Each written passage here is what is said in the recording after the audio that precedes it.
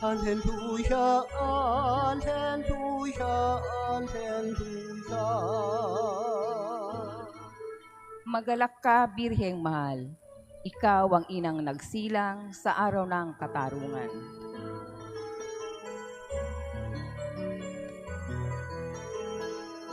Alleluia, alleluia, alleluia. Alleluia, alleluia, alleluia, alleluia.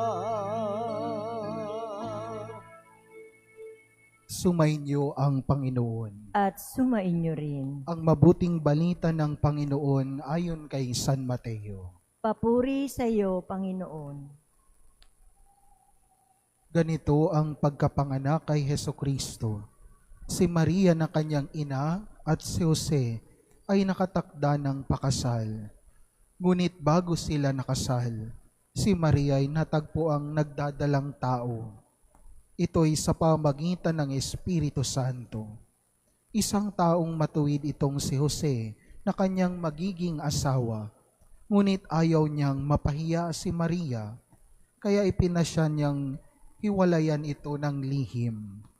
Samantalang iniisip ni Jose ito, nagpakita sa kanya sa panaginip ang isang anghel ng Panginoon. Sabi nito sa kanya, Jose, anak ni David, huwag kang matakot na tuluyang pakasalan si Maria, sapagkat siya'y naglihi sa pamagitan ng Espiritu Santo. Manganganak siya ng isang lalaki, at ito'y pangangalanan mong Jesus, sapagkat siya ang magliligtas sa kanyang bayan sa kanilang mga kasalanan. Nangyari ang lahat ng ito upang matupad ang sinabi ng Panginoon sa pamagitan ng propeta.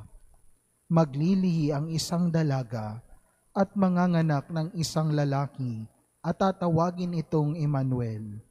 Ang kahulugay, kasama natin ang Diyos. Ang mabuting balita ng Panginoon. Pinupuri ka namin, Panginoong Hesukristo.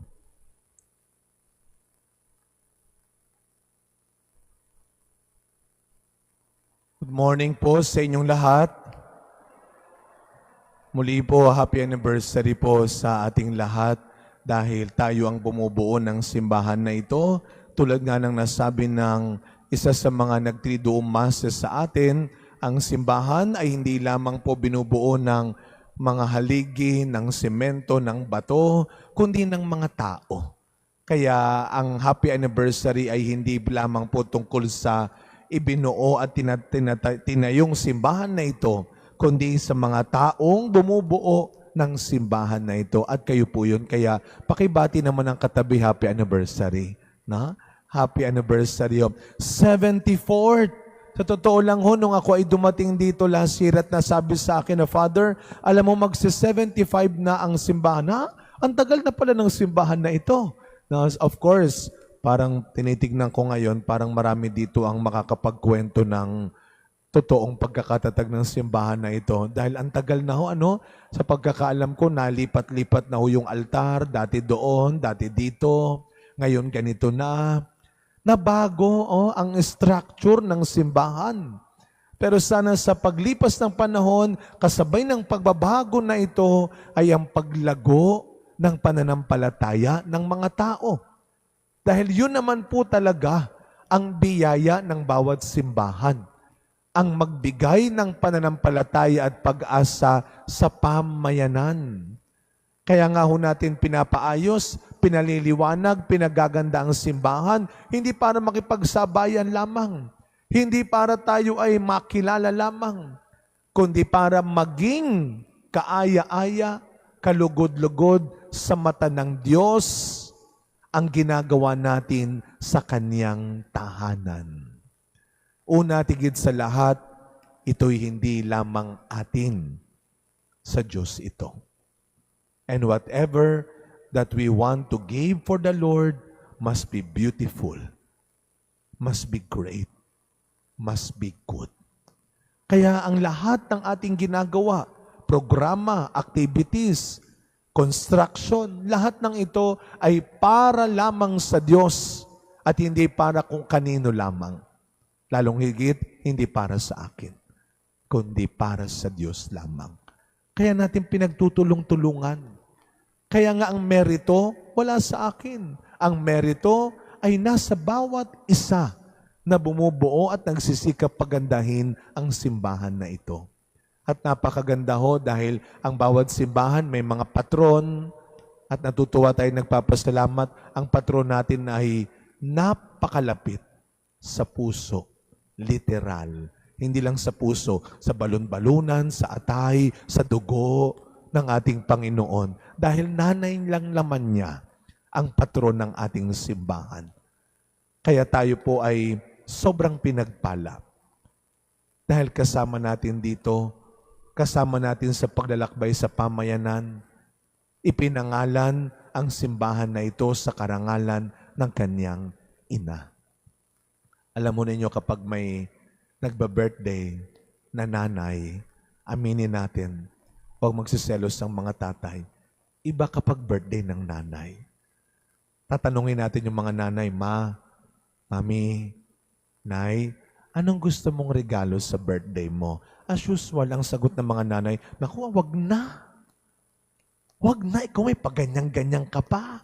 Ano nga gusto mong regalo? Wag na nga. O sige, gusto mo, bibigyan na lang kita ng, ay, basta yung kulay. Ayaw na, pero may kulay na gusto. Ayaw na, pero may gusto kung gaano lang kalaki. Gusto mo pumunta tayo, kumain tayo sa ganito. Naku, wag na, ang mahal-mahal doon. Kailan ba? Alam mo ninyo, kaligayahan ng bawat nanay na maalala talaga ang kanya ring kaarawan. Dahil kung hindi siya ipinanganak, wala rin tayo sa mundong ito. Kaya ang sinasabi nila kapag nagba-birthday tayo, nagba-birthday din ng nanay natin. At ganun din kapag nagba-birthday sila. Nagba-birthday din ng anak. Dahil nung ipinanganak ang nanay mo, yun ang simula ng kwento ng buhay mo. Hindi mapaghihiwalay ang kwento ng buhay ng ina sa kanyang anak. Kaya nga araw-araw, hanggat buhay pa ang ina, hanggat nandyan pa ang nanay, gawin natin lahat para sa kanya bilang pasasalamat.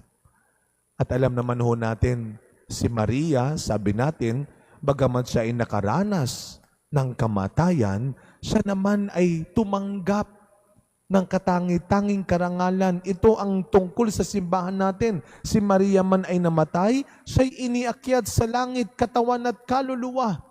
At siya'y nakibahagi sa buhay na walang hanggan. Kaya nga si Maria, binigay na ni Kristo sa atin bago pa siya mamatay. Ibig sabihin, ibinigay ng Diyos si Maria na kasama natin. Kaya laging nandyan si Maria. Kasama natin ang mahal na ina. Kapag tayo po ay nakakalimot, hindi lamang kapag nagkakaproblema ang pamilya natin, ang simbahan natin, pero sana naaalala pa rin natin si Maria kahit okay na okay ang lahat sa buhay natin. Kahit feeling mo blessed na blessed ka, everything is all right, everything is beautiful, everything is nice. Huwag mo kalimutan nanay mo. Nandito si Maria sa tahanan ng kanyang anak. Huwag natin siyang iiwan ditong mag-isa. Maraming nanay na ang ganyan. Iniiwang mag-isa, pinapalipas na lang, hindi na dinadalaw, hindi na kinakausap, ni hindi na tinitignan. Kaya sa tuwing tayo ay nagsisimba, hindi lang online. Alam mo ko, maraming mga nanay ang nagre-reklamo eh. Kala nyo ba tayong mga anak lang ang nahihirapan kapag ang hirap kausap ng nanay sa cellphone? Ma, buksan mo yung camera. Nakamute ka. Lumayo ka. Ang lapit mo. Galit na galit tayo, no? Pero hirap na hirap din sila. Mano ba lang kasing dalawin mo na lang? Magpakita ka na lang. Kausapin mo na lang. Dahil pag yan ay nawala na sa mundong ito, Wala nang text. Wala nang video call. Kaya sa pagpapatuloy na misa natin, mga kapatid, halina po at sama-sama nating alalahanin ang dalawang mahalagang biyaya ng Diyos sa tuwing September 8 sa ating simbahan. Una, ang biyaya ni Maria. Si Maria na ibinigay ng Diyos bilang patron ng ating komunidad. Si Maria ang ina ng buong Leberisa. Si Maria ang siyang patuloy na nag-iingat, nagtuturo, gumagabay, nag-aalaga sa bawat pamilya ng Leberisa. Kaya wag natin siyang iiwang mag-isa. Wag natin siyang pagpapalit. Wag natin siyang lalampas-lampasan lang. Dumaan ka naman sa harapan, abay pumasok ka na. Magsimba ka na. At pangalawa, magpasalamat tayo sa Diyos sa biyaya ng ating simbahan. Tayo ang simbahan ni Kristo. Mahalin natin, ingatan natin, irespeto natin, pagmalasakitan natin ang simbahan na ito, ang bawat taong bumubuo ng simbahan na ito. Amen.